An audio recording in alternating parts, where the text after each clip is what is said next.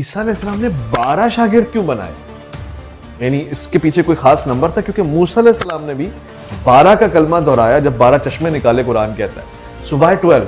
عیسائیوں کا عقیدہ ہے کہ جناب عیسیٰ کو صلیب پہ چڑھایا گیا. اسلام کا اور مسلمانوں کا عقیدہ یہ ہے کہ در حقیقت وہ صلیب پہ جو چڑھایا وہ منافق شاگرد تھا کہ جو جناب عیسیٰ کی خبریں دشمنوں کو دیتا تھا. مبارک ہے وہ جس دن تو پیدا ہوا، ہاں، سلام علیہ. مبارک ہے جس دن تو مرا، اور مبارک ہے جس دن تو جیو. تو مسیح سے محبت کرنے والا بھی مسیحی کہلائے گا؟ کیا مسلمان اپنے آپ کو مسیح کہہ سکتا ہے؟ عیسیٰ علیہ السلام کی جتنی بھی شبیہات ہم نے چرچز میں دیکھی ہیں، تصاویر دیکھی ہیں، مجسمے دیکھے ہیں، اس میں بہت خوبصورت وجیح شخصیت کے مالک ہیں. ان کے چہرے پہ بال ہیں، داڑھی ہے. تو کسی پادری کی داڑھی کیوں نہیں ہوتی؟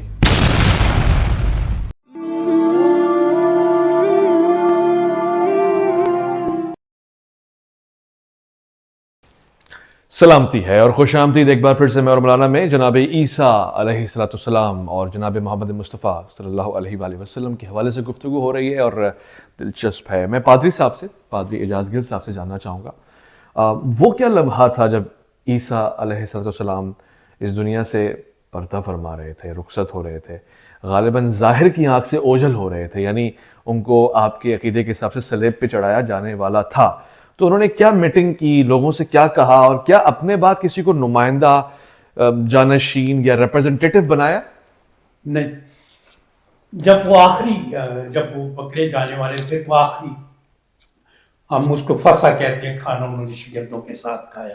جو 12 ان کے شاگرد، 12 شاگرد 12 شاگرد تھے، ان کے ساتھ انہوں نے شام آخری کھانا کھایا. اور جب کھانا کھا رہے تھے تو روٹی توڑی اور ان کو کہا آپس میں بانٹ لو، یہ میرا بدن ہے. لیکن اس وقت ان کو نہیں سمجھ لگی کہ کیا کریں. پھر انہوں نے شیرہ دیا، آپس میں بانٹ لو، یہ میرا خون، نئے عہد کا خون ہے. تھوڑی دیر کے بعد ایک شاگرد جو ہے یہودا اسکریوتی، وہ کیونکہ ادھر سے ان کو بیچ آیا 30 سکوں کے دام. تھوڑی دیر کے بعد وہ سارے پولیس کو سپاہی آ گئے، رومی سپاہی، انہوں نے آ کے پکڑ لیا. تو انہوں نے کہا کہ کون پکڑائے گا؟ تو اس وقت اس نے کہا کہ وہ جس کا ہاتھ میرے اس میں ہے، تو برک میں ہے. کیونکہ ان کو تو پتا تھا، علم سے تو ان سارا کچھ ان کو سمجھ تھی کہ کون ہے. تو اس وقت انہوں نے پکڑا، صلیب پر دیا، اور انہوں نے اس کو قربان کیا، جس طرح انجیل کے مطابق یا بائبل کے مطابق، جس طرح صلیب پر انہوں نے جان دی، دفنا دیے گئے. تیسرے دن مردوں میں سے جی اٹھے.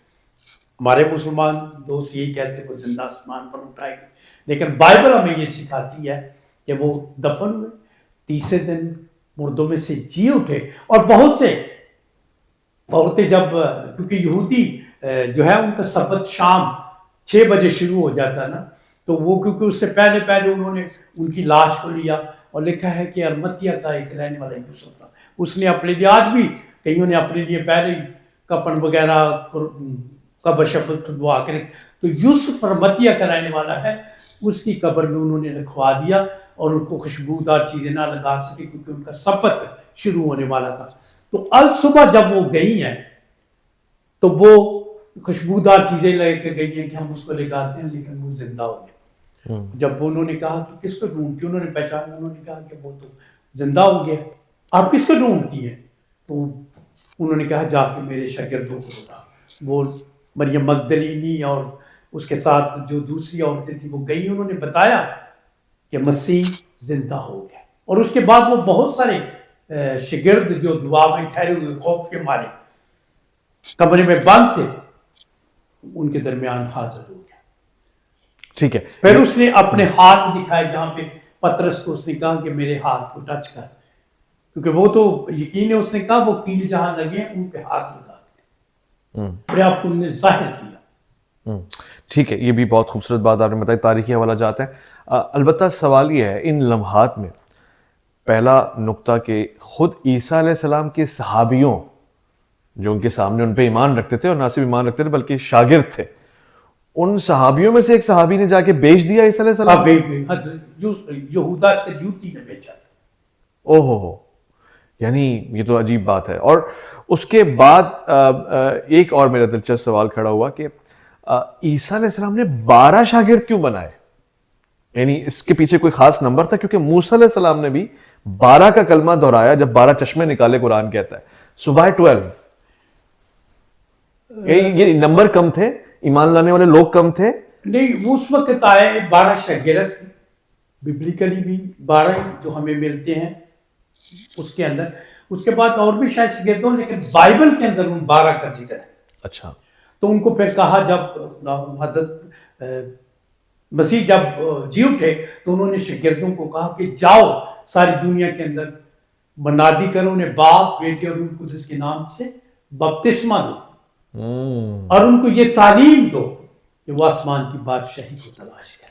اگر میں غلط نہیں تو بائبل مقدس میں خود ابراہیم علیہ السلام کی دوسری اولاد جو اسماعیل سے چلی ہے، ان کے درمیان بھی 12 پرنسز کا ذکر ہے، 12 قبیلوں کا، 12 قبیلوں کا ذکر ہے جس کے 12 سردار ہوں گے.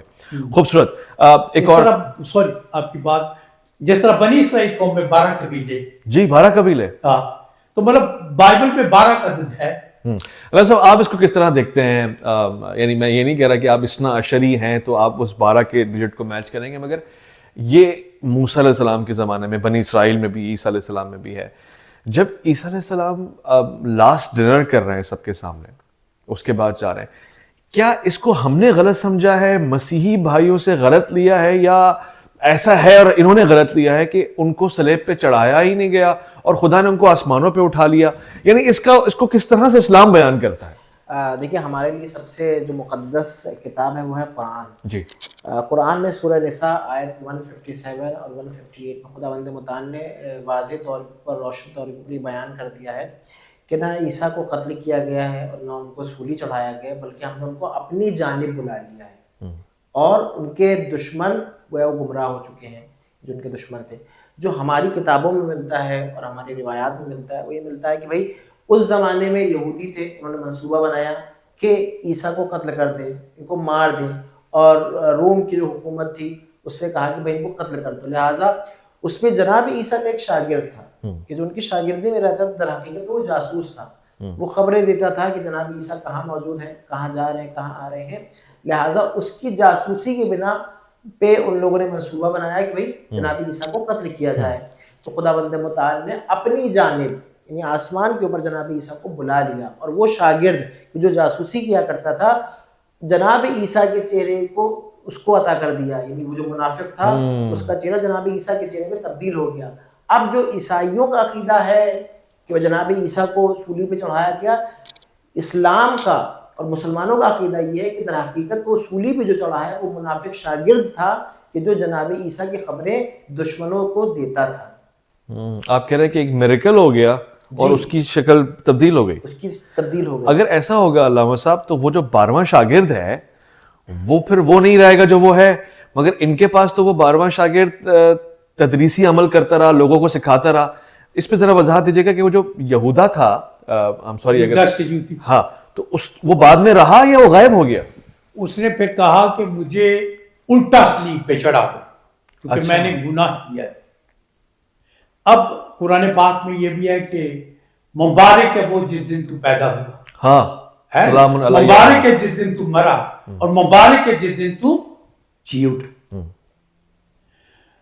اب بائبل کے اندر ہے کہ کتاب مقدس کے مطابق وہ مر گیا، کتاب مقدس کے مطابق دفن ہوا، اور کتاب مقدس کے مطابق جی اٹھا. یہ اس نے پہلے بھی اپنے والیوں کو کہا تھا کہ تم اس ہیکل کو گرا دو، میں اس کو 3 دن میں کھڑا کروں گا، اور تیسرے دن وہ مردوں میں سے جی اٹھا. وہ شاگرد اس وقت نہیں سمجھ سکے، لیکن اس نے کھڑا کیا کہ وہ سمجھتے تھے کہ جو سلیمان نے ہیکل بنائی ہے اس کی بات کر رہا ہے، یہ تو اتنے سالوں میں بنی ہے، تو یہ 3، وہ اپنی بات کر رہا تھا کہ مطلب اس کو گرا دو تو یہ 3 دن میں کھڑا کر، اور تیسرے دن جو بائبل کے اندر موجود ہے، جس کو ہم بلیو کرتے ہیں، جس پر ہمارا عقیدہ ہے کہ وہ کتاب مقدس کے مطابق مرا، دفن ہوا کتاب مقدس، اور تیسرے دن کتاب مقدس میں سے مردوں کے مطابق مردوں میں سے جی اٹھا. یہودیوں کا اس میں یہ کردار کیا تھا؟ یعنی ان کو تو ایمان لانا چاہیے تھا عیسیٰ علیہ السلام پہ، فالوور ہونا چاہیے تھا. کیا یہ سچ ہے کہ انہوں نے ہی قتل کا مقدمہ بنا دیا اور سارا منصوبہ بنایا؟ کیونکہ وہ جو کچھ جو تعلیم دے رہے تھے وہ ان کے برخلاف تھے.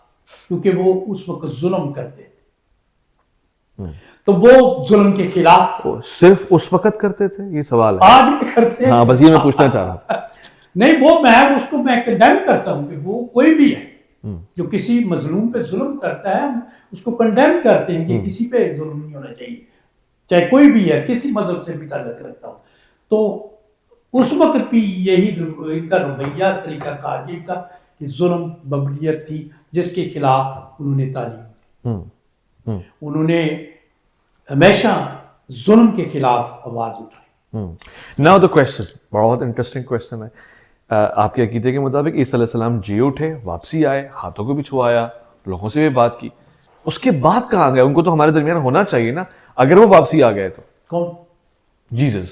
نہیں تو وہ تو میں کہہ رہا ہوں نا کہ آئیں گے عدالت کے لیے ہمارے عقیدے کے مطابق۔ نہیں وہ تو آئیں گے، ہاں۔ مگر آپ کہہ رہے ہیں کہ وہ آ گئے، ایسٹر ہوا، وہ واپسی آ گئے۔ نہیں جی اٹھا نا اردو میں سے، تو جی اٹھنے کے بعد تو پھر وہ آسمان پر اٹھائے گئے جس کو ہم عید سعود کہتے ہیں۔ یہ وہ کنیکشن ہے کہ آپ جو کہہ رہے ہیں کہ وہ آسمان پہ اٹھے، ان کے پاس اب اٹھے وہ آسمان کے اوپر، مطلب اس کے بعد وہ 40 دن تک، کیونکہ یہودیوں کے ذہن میں یہ تھا کہ جو روح ہے وہ 40 دن زمین پر پھرتی رہتی ہے کہ بھئی یہ شاید وہ ہے، تو وہ انہوں نے ثابت کیا کہ ابھی میں یہاں پہ ہوں۔ وہ 40 دن کے بعد وہ عید سعود ہم اس کو کہتے ہیں بائبل کے مطابق، وہ آسمان پر، اور وہاں پہ لکھا ہے کہ جس طرح تم اسے آسمان پر جاتے دیکھتے ہو اسی طرح پھر یہ بادلوں پر آئے گا۔ بھائی واہ، سبحان اللہ۔ کیونکہ جو ہماری بائبل کے مطابق ہے، جس کو ہم بلیو کرتے ہیں، جو ہمارا عقیدہ ہے، اس کے مطابق یہ تو بڑی دلچسپی والی بات ہے کہ اس وقت دونوں جو ہمارے فریقین بیٹھے ہوئے ہیں ان کا مسلم عقیدہ ہے۔ اگر میں ان دونوں سے پوچھوں کہ عیسیٰ علیہ السلام کی لوکیشن کیا ہے تو دونوں یہی کہہ رہے ہیں کہ آسمانوں پر ہے۔ آپ بھی یہی کہہ رہے ہیں اور آپ بھی یہی کہہ رہے ہیں، یہ تو بڑی زبردست بات ہے۔ اور دونوں ہی کا یہ عقیدہ ہے کہ وہ آسمانوں سے زمین پہ اتریں گے بادشاہت کے ساتھ، واپس لوٹ کر آئیں گے، پرومس ہے۔ خوب، مجھے تو بہت خوشی ہوئی۔ علامہ صاحب میں آپ کی طرف آتا ہوں اور ظاہر اختتام کا وقت ہوگا۔ عیسیٰ علیہ السلام اور امام مہدی کا آپ نے جس طرح سے تصور بیان فرمایا، ایک بڑی تعداد آج کے معاشرے میں مسیحی برادران کی ہے، اور شاید دنیا میں نمبرز کے حساب سے نمبر 1 ہے یہ ریلیجن کانٹیکسٹ، اس کے بعد پھر اسلام، اس کے بعد دیگر ریلیجن ہیں۔ مگر دونوں مذاہب کو، چاہے مسیحی ہو چاہے اسلام ہو، ایک تیسری قوت سے خطرہ لاحق ہے، اور وہ ہے بے دینی، لادینیت۔ اس پہ اسلام کی کیا اسٹریٹجی ہے؟ پھر میں پادری صاحب کی طرف آؤں گا۔ یعنی لوگ دین سے ہی بے دل ہو گئے، بیزار ہو گئے، وہ کہتے ہیں نہ اسلام نہ کرسچینٹی، ہمیں دونوں نہیں چاہیے، سب ایک ہی بات کر رہے ہیں۔ ایون یہودیوں سے بھی بیزار ہو رہے ہیں۔ وہ اس کا سلوشن اینڈ کیا ایسا ہو کیوں رہا ہے؟ دیکھیے قرآن مجید میں خداوند متعال نے ارشاد فرمایا ہے وَلِكُلِّ قَوْمٍ ہاد، ہم نے ہر قوم کے لیے ایک ہادی مقرر کر دیا ہے۔ ممکن ہے ہادی کا نام الگ ہو، طور طریقے الگ ہو، لیکن جو ہادی ہوتا ہے وہ اللہ کی جانب سے ہوتا ہے، چاہے وہ مذہبی عیسائیت کو لے کر کے ہو یا مذہبی یہودیت کو لے کر کے ہو، چاہے وہ دین اسلام کے لیے ہادی بھیجے گئے۔ تو سب کا مقصد یہ ہے کہ بندوں کو، انسانوں کو اللہ کی ذات سے ملانا، اور سب کا مقصد یہ ہے کہ اللہ کی اطاعت اور عبادت کروانا اور اللہ کی طرف رجوع کرنا لوگوں کو۔ اب یہاں پر جو آپ نے سوال کیا ہے کہ بھئی اگر معاشرہ اور سماج میں بے دینی پھیل جاتی ہے یا لوگ دین سے دور ہو جاتے ہیں، متنفر ہو جاتے ہیں، در حقیقت میں دین کوئی بھی ہو، چاہے وہ دین اسلام ہو یا اسلام کے علاوہ بھی کوئی اور مذہب ہو یا دین ہو، ہر دین جو ہے وہ انسان کو اللہ کے آگے سجدہ کرنے کا حکم دیتا ہے۔ آپ دیکھیں عیسائی کہتے ہیں کہ بھائی کرسچن ہیں تو ہم چرچ جائیں گے، یہودی کہتے ہیں کہ ہم اپنی عبادت گاہ میں جائیں گے، مسلمان کہتے ہیں کہ ہم مسجد جائیں گے، اللہ کے آگے سجدہ کریں گے، اللہ کے سامنے سجدہ کریں گے۔ اسی طریقے سے دوسرے جو ادیان موجود ہیں وہ اپنے اعتبار سے عبادت کرتے ہیں۔ یعنی دین کا مقصد ہے اللہ کی ذات سے جوڑنا، لیکن اب جو دین کے مقابل آ جائے گا وہ بے دینی آئے گی۔ اب بے دینی جب آئے گی تو ظاہر سی بات ہے بے دینی انسان دین سے بھی دور ہوگا، شریعت سے بھی دور ہوگا، مذہب سے بھی دور ہوگا، اور وہ گمراہی کی جانب بڑھتا چلا جائے گا۔ پھر اس کو حلال و حرام میں فرق نظر نہیں آئے گا، جائز اور ناجائز میں فرق نظر نہیں آئے گا، صحیح اور غلط میں فرق نظر نہیں آئے گا۔ ایک دین ہے جو انسان کے روح کو باقی رکھتا ہے، اس کے جذبے کو باقی رکھتا ہے، اس کے عقیدے کو باقی رکھتا ہے۔ لہٰذا اگر کسی انسان سے دین لے لیا جائے یا دین چھین لیا جائے تو اس کے پاس کچھ نہیں بچتا ہے۔ آپ دیکھیے کہ انسان میں اور جانور میں یہی فرق ہے انسان کے پاس دین ہوتا ہے، انسان کے پاس عقل و شعور ہے، جس عقل اور شعور کے ذریعے سے انسان خدا کو پہچانتا ہے، خدا کی ذات کو پہچانتا ہے اور دین کی معرفت کو حاصل کرتا ہے۔ لہٰذا اگر انسان سے دین لے لیا جائے تو پھر ایک حیوان میں، ایک جانور میں اور ایک انسان میں فرق نہیں معلوم۔ مذہب آپ کا اس پہ کیا خیال ہے؟ کیونکہ ہم نے دیکھا ہے تاریخ میں ایسے مذہبی کردار رہے ہیں جن کے پاس دین تھا مگر وہ پھر بھی جانور بن گئے، تو اس کو بنیاد بنا کر لوگ دین سے دور ہو گئے، مسیحیت سے دور ہو گئے۔ بڑے سارے ویسٹرن کنٹریز میں ایسے ممالک ہیں جو اس سے قبل مسیحی دین پر رائج تھے، اب وہ لا دین ہوتے جا رہے ہیں، اس کی کیا وجہ ہے؟ ابلیس جو ہے نا، اس کو آپ بھی مانتے ہیں، ہم بھی مانتے ہیں کہ شیطان جو ہے نا اپنا کام کرتا ہے، کیونکہ ایک مقرر فرشتہ تھا اس وقت آسمان پہ، جب اس کے اندر غرور آیا، تکبر آیا، روحانی فرشتہ تھا، گرا دیا گیا، ٹھیک ہے۔ پتہ نہیں بائبل کے مطابق صاف اس کے مطابق ایسا ہی، ٹھیک ہے۔ جب یہ دنیا میں آیا، اس کی اور خدا کی جنگ ہے۔ اچھا، تو میں ہمیشہ ابلیس کو کہتا ہوں کہ ایک ڈان ہے۔ ڈان کو آپ نے کبھی دیکھا ہوگا، جب وہ کرتا ہے نا، جب اس پہ اٹیک ہوتا ہے نا، تو وہ ایک بٹن اس نے یہاں رکھا ہوتا ہے تو ایک دوسری طرف رکھا ہوتا ہے، وہ کسی نہ کسی طریقے سے نکلتا ہے۔ آج بھی وہ اپنا کام کرتا ہے، تو اس کا کام جو ہے وہ ایمانداروں کے اندر ہے، چاہے وہ اسلام کے اندر مذہبی رہنما، ان پہ بھی اس نے اٹیک کرنا ہے، چاہے وہ کرسچینٹی کے اندر لوگ ایسے ہیں مذہبی رہنما، وہ ان پہ کرے گا، یا ان کے بچوں پہ کرے گا، یا شاید بیوی پہ کرے، وہ خاندان کو خراب کرنے کی کوشش کرتا ہے۔ جو میں نے اسٹڈی کیا ہے، جو ابلیس کا کام ہے کہ وہ خاندانوں کو پھاڑتا ہے، شاید وہ مذہبوں کو بھی آپس میں لڑاتا ہے، جس طرح سنی شیعہ کا پھڈا رہتا ہے یا کرسچن مسلم کا پھڈا رہتا ہے، تو یہ سارے ابلیس کے کام ہیں۔ تو اسی طرح وہ دیکھتا ہے کہ مذہبی رہنما جو ہے، جس طرح میں نے پہلے کہا کہ وہ مسیح کے پاس بھی گیا، جب وہ انہوں نے فاقہ کیا، روزہ رکھا ہے، تو اس کے پاس بھی وہ چلا گیا، اس کو کہہ رہا ہے پتھروں کو کہہ روٹیوں بن جائے، ہیکل کے کنگرے پر لے گیا کہ اپنے تھے نیچے ڈال دے، کیونکہ تیری بابت لکھا کہ فرشتے آ کر تجھے اپنے ہاتھوں پر اٹھا۔ تو وہ آج بھی کام اسی طرح اس دنیا کے اندر کر رہا ہے، کیونکہ ہماری بائبل کے مطابق یہ ہے کہ ہماری ایک جنگ ہے، جس کو ہم روحانی جنگ ہے، نو جسمانی جنگ، روحانی جنگ ہے خدا کی فوجوں کی اور ابلیس کی فوجوں کی۔ وہ چاہتا ہے کہ میری فوجیں کامیاب ہوں، لیکن خدا چاہتا ہے کہ میری فوجیں کامیاب، جس کو ہم روحانی جنگ کہتے ہیں۔ جناب میں ہوں، شاید میرے سامنے کوئی آزمائش اس طرح کی آ جاتی ہے، کوئی بہت لالچ مجھے دے کے تو کہتے ہوں شاید میں لالچ میں آ جاؤں، تو شیطان نے تو اپنا کام کر دیا، تو خدا مجھے روک بھی رہا ہے کہ یار یہ دیکھ، اگر میں اس میں پڑ جاؤں تو میں کیا کیا، میں خدا کے خلاف چلا، تو لوگ مجھے فالو کریں گے، یار یہ مذہبی رہنما جو ہے اس نے غلط کام کیا، تو وہ تو مجھ سے بدظن ہوں گے۔ تو جب ہم اپنے آپ کو صحیح طریقے سے پریزنٹ کرتے ہیں، چاہے وہ ہمارے مسلمان بھائی ہیں، وہ صحیح طریقے سے پریزنٹ کرتے ہیں، کسی کا حق نہیں مارتے، کسی کے ساتھ ناانصافی نہیں کرتے، تو وہ ٹھیک۔ اگر کرسچن بھی لیڈر ہے وہ غلط کام کرتا ہے یا پڑ جاتا ہے گناہ میں، تو پھر ظاہر لوگ بدظن ہوتے ہیں، وہ دوسری طرف کنارہ کشی کر جاتے ہیں۔ تو اس لیے جو لیڈر ہے، خاص طور پر میں اس فسادت سے کہ جو مذہبی لیڈر ہیں، چاہے وہ اسلام میں چاہے کرسچن، ان کو اپنا کردار پیش کرنا ہے، کیونکہ وہ میری بائبل کے مطابق یہ ہے کہ لوگ تمہارے کردار سے تمہیں جانے، تمہارے اٹھنے بیٹھنے سے، بول چال سے لوگ تمہیں جانے کہ تم مسیح کے شاگرد۔ تو اگر ہمارا بول چال ٹھیک نہیں ہے، ہمارا کردار ٹھیک نہیں ہے، تو ہم کیسے دوسروں کو کیسے اس طرح چلا سکتے ہیں؟ بہت خوب، دوسروں کی آپ نے بات کی تو میرے پاس ای میلز ہیں، کویشچنز ہیں، ان کو شارٹ کویشچنز میں کہتا ہوں، تو مختصر سوال جواب کریں گے اور وہ بہت ہی شارٹ ٹائم کے لیے ہوتے ہیں، آخری حصہ ہے۔ علامہ صاحب سے سوال پوچھنے کے لیے ہمارے پاس یہ عرض کی گئی ہے کہ علامہ صاحب، وہ ایک شخص جو مسلمان ہے، عیسیٰ علیہ السلام سے بہت محبت رکھتا ہے، مسیح سے محبت رکھتا ہے، ہم بھی ان کو مسیح کہتے ہیں، اس میں کوئی شک نہیں کہ وہ مسیحا بن کر آئے، تو مسیح سے محبت کرنے والا بھی مسیحی کہلائے گا؟ کیا مسلمان اپنے آپ کو مسیح کہہ سکتا ہے؟ دیکھیے، کیونکہ ہم لوگوں کا عقیدہ یہ ہے اور ہم لوگوں کا نظریہ یہ ہے کہ ہم جناب عیسیٰ کو پیغمبر مانتے ہیں، نبی مانتے ہیں، معصوم مانتے ہیں، لہٰذا 1,23,999 نبی جو آئے ہیں، ہم سب کی نبوت کو قبول کرتے ہیں، سب کی سب کا احترام کرتے ہیں. جیسا ہم دوسرے نبیوں کا احترام کرتے ہیں اور محبت کرتے ہیں ویسے ہی ہم جناب عیسیٰ سے بھی محبت کرتے ہیں. لیکن ہم لوگ جو شریعت ہے وہ شریعت محمدی میں ہے, لہٰذا ہم اس شریعت کے اعتبار سے چلتے ہیں جو ہمارے پاک نبی نے ہمیں بتایا ہے. ٹھیک, بہت بہتر. قاضی صاحب آپ کی طرف آتا ہوں, اور دلچسپ سوالات ہمارے جاننے والوں نے پوچھے, پروگرام دیکھنے والوں نے رابطہ کیا, تو یہ سوال رکھیں. سلیب کے حوالے سے پوچھا ہے, یہ جو سلیب جیسے آپ کی گلے میں بھی اگر آپ دکھا سکیں, اس سے کیا مراد ہوتا ہے, اور کیا اس سے جو بری روحیں ہوتی ہیں وہ دور بھاگتی ہیں, اس کو کیوں استعمال کیا جاتا ہے, کیوں لٹکایا جاتا ہے؟ بڑا اچھا سوال کیا آپ نے.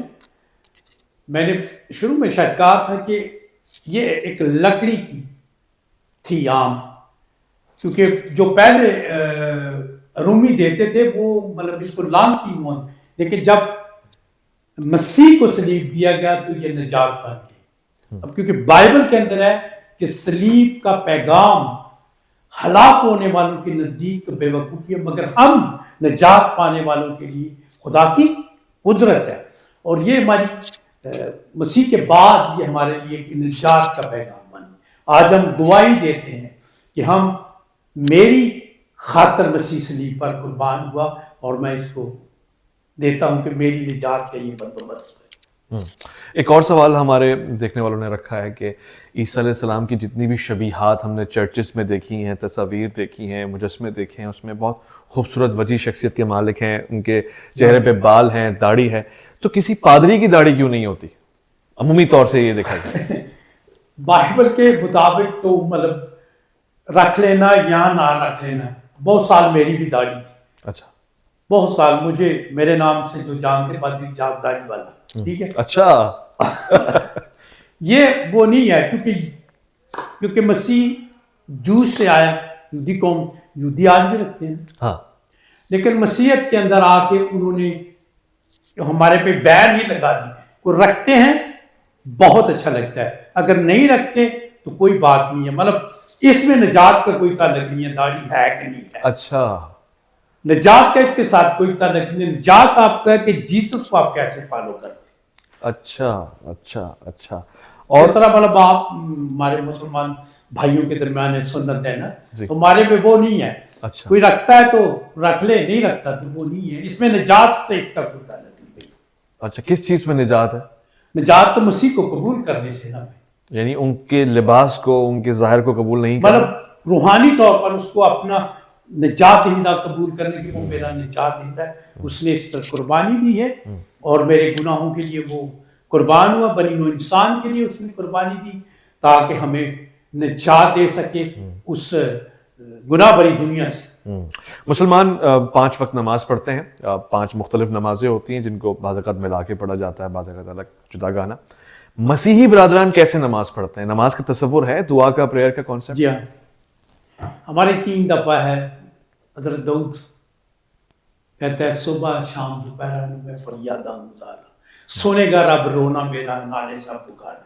ہمارے ایک ورشپ ہوتی ہے, عبادت کے 3 حصے. ورشپ ہے, ٹھیک ہے, پہلے جو ہم ورشپ کرتے ہیں اپنی گھر, اس کے بعد ہماری پیغمبر جو کلام سناتے ہیں, پھر آخر میں ہم شکر گزاری کرتے ہیں, تھینکس گیونگ کرتے ہیں کہ بھائی سارے وقت کے لیے, سارے بیماروں کے لیے دعا, شکر گزاری کرتے ہیں اپنے گزرے ہوئے وقت کے لیے.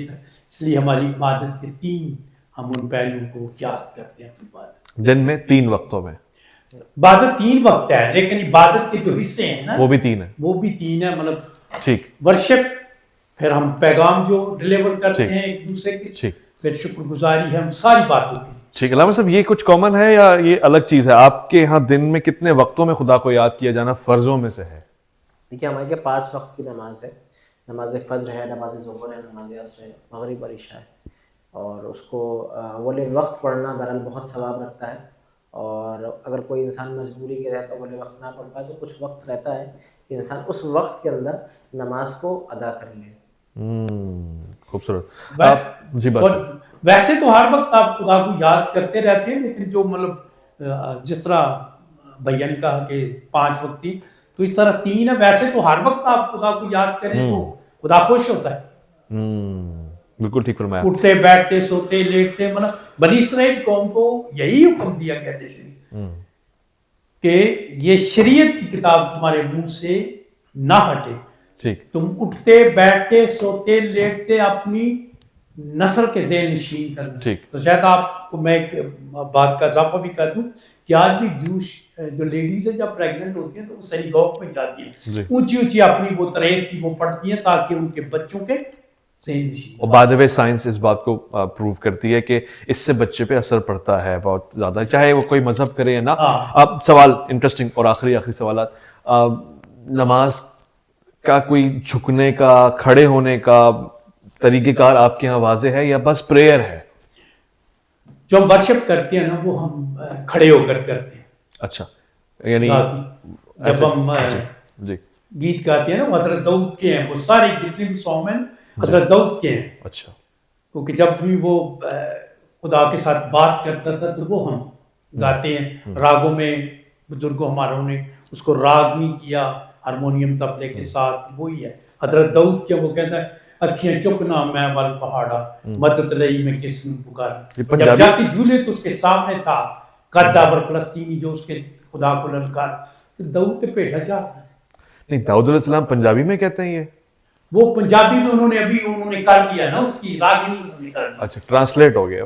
ٹرانسلیشن. تو وہ کہتے ہیں کہ مطلب پنجابی میں ہم کہتے ہیں نا، تو وہ جو بائبل میں وہ تو اردو میں ہے نا، تو انگلش میں وہاں سے وہ ٹرانسلیشن کہ میں اپنے خدا کی طرف دیکھتا ہوں. پھر وہ زبور 24 کے اندر کہ رب خداوند بادشاہ ہے، وہ جلال دا بادشاہ ہے، کہ مطلب جو رب ہے وہ خداوند ہے، اس کو داؤد پکارتا ہے.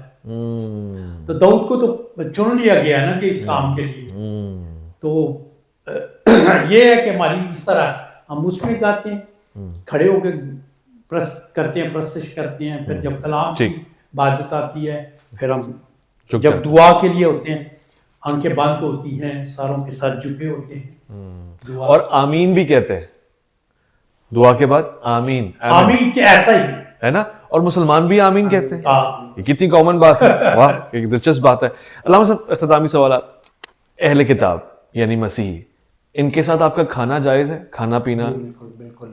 جو اہل کتاب ہیں چاہے وہ یہودی ہوں چاہے وہ عیسائی ہوں، ان کے ساتھ کھانا جائز ہے. یعنی کس کے ساتھ ناجائز ہے پھر؟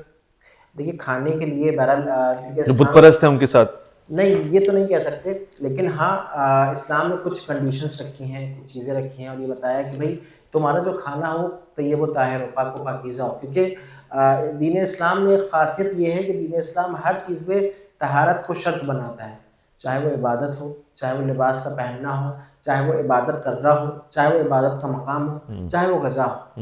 لہٰذا آپ کھائے پیے، کلو واشربوا ولا تسرفوا، قرآن کی آیت ہے، کھاؤ پیو مگر اسراف مت کرو. تو لہٰذا کھائیں آپ عیسائیوں کے ساتھ بھی، کھائیں آپ یہودیوں کے ساتھ بھی، لیکن احتیاط کریں کہ وہ کھانا جو آپ کھا رہے ہیں شریعت اسلام کی نگاہ میں وہ پاک ہے یا نہیں ہے. اگر پاک ہے، جائز ہے، حلال ہے. یعنی کوئی اگر مسیحی بھائی ذبح کر کے چکن جی مسلمان بھائی کو کھلاتا ہے تو وہ کھا سکتا ہے، بالکل کھا سکتا ہے. اس کا اس کو اللہ اکبر پڑھنے کی بھی ضرورت نہیں ہے. بالکل، کیونکہ علماء اسلام اجازت دیتے ہیں، اور اب تو الحمدللہ دنیا بیدار ہو چکی ہے، وہ جانتی ہے کہ مسلمان حلال کھاتے ہیں. ٹھیک ہے، ٹھیک ہے. بس اب آپ ایک مسلمان بھائی آپ کا اگر چکن کاٹ کے اللہ اکبر پڑھ کے کھلاتا ہے تو آپ اس کو شریعت کی نگاہ سے کیسا دیکھتے ہیں آپ کے یہاں؟ جب ہم بازار سے لاتے ہیں لکبر تو ادھر سے تو یہی آتی ہے. مطلب ہم یہ نہیں کہتے کہ اس پہ کیا پڑا ہے کہ کیا نہیں پڑا ہے. اس وقت جو انہوں نے ذبح کی ہوتی ہے یا بکرے کا گوشت ہم لاتے ہیں، انہوں نے اپنے مان کے مطابق، ہماری بائبل کے مطابق یہ ہے کہ جو بازار میں بکتا ہے اسے لاؤ، اچھا وہ کھاؤ. نہیں، اس میں تو بہت سی ایسی چیزیں بھی ہیں نہیں وہ حرام والی نہیں کھاتے، حرام والی نہیں کھاتے. نہیں اس میں تو احبار کی کتاب کی یاد باب میں پورے کلیئر طور پر لکھا گیا ہے کہ فلاں فلاں چیز جو ہے وہ حرام ہے. اچھا، کیا جس میں مطلب انہوں نے کہا کہ جو جگالی کرتی ہے اور جس کے پاؤں چیرے ہیں وہ کھا سکتے ہیں، جس میں کان جس کو بلیک یہ نہیں کھا سکتے آپ. ایون دین فش بھی جس کے اوپر چانا ہے اچھا وہ کھا سکتے ہیں، دوسرے نہیں کھا سکتے وہ. اچھا، اور مطلب اس میں بڑا کلیئر کٹ لکھا کر رشتوں کی پہچان دی گئی.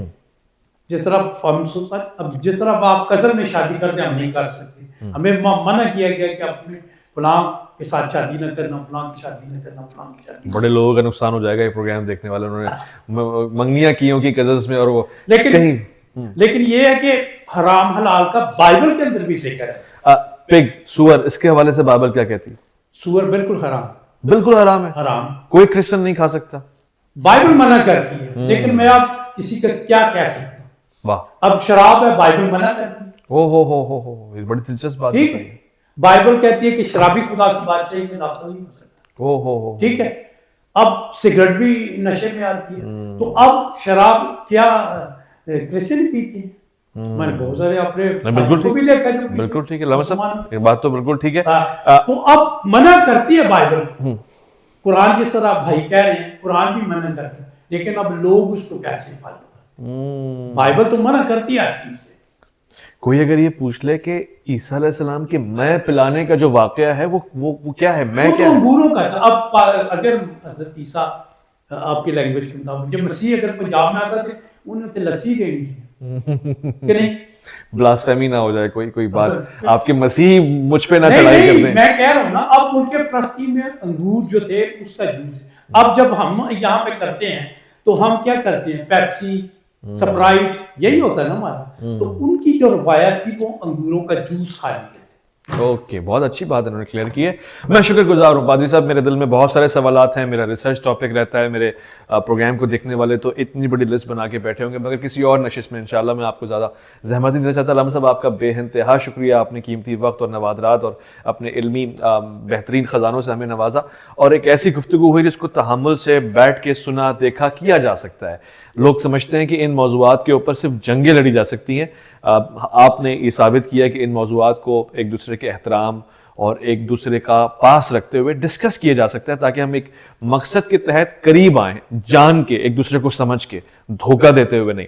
بہت بہت شکریہ ایک بار پھر سے پادری اعجاز گل صاحب، بہت بہت شکریہ علامہ مرزا شاہد الحسینی آپ کا۔ خواتین حضرات اپنا خیال رکھیں گے آپ، اور اپنے سے بڑھ کے خیال رکھیں گے ان احکامات کا جو خدا کی جانب سے آپ کی طرف آئے ہیں، پیار محبت کو بانٹنے کی۔ اللہ کی امان میں۔